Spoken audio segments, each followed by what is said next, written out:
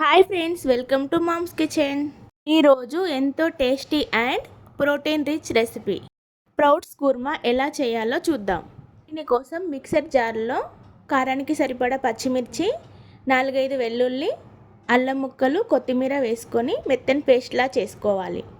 దీనికోసం నేను స్ప్రౌట్స్ని శనగలతో పెసర్లతో ఇంట్లోనే ప్రిపేర్ చేసుకున్నాను. ఇప్పుడు స్టవ్ ఆన్ చేసి ఒక ప్యాన్ పెట్టుకొని 2 టేబుల్ స్పూన్ ఆయిల్ వేసుకోవాలి.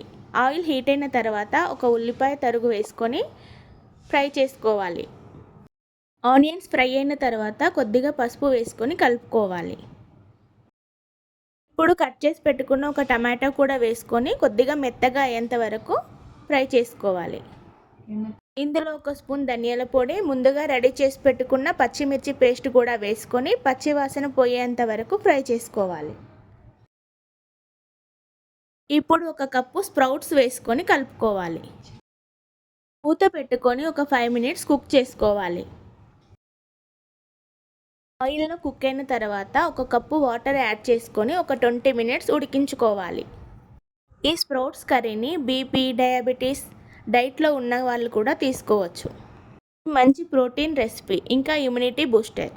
వారంలో ఒకసారి మీరు కూడా ట్రై చేయండి. నాన్ వెజ్కి పోటీ పడేలా ఉంటుంది ఈ రెసిపీ. కర్రీ దగ్గర పడింది కదా, దీంట్లోకి రుచికి సరిపడిన సాల్ట్, కొద్దిగా గరం మసాలా, జీలకర్ర పొడి కూడా వేసుకొని కలుపుకోవాలి. అంతే అండి, ఎంతో టేస్టీగా ఉండే స్ప్రౌట్స్ కుర్మా రెడీ. ఇది రైస్లోకి, చపాతీలోకి చాలా బాగుంటుంది.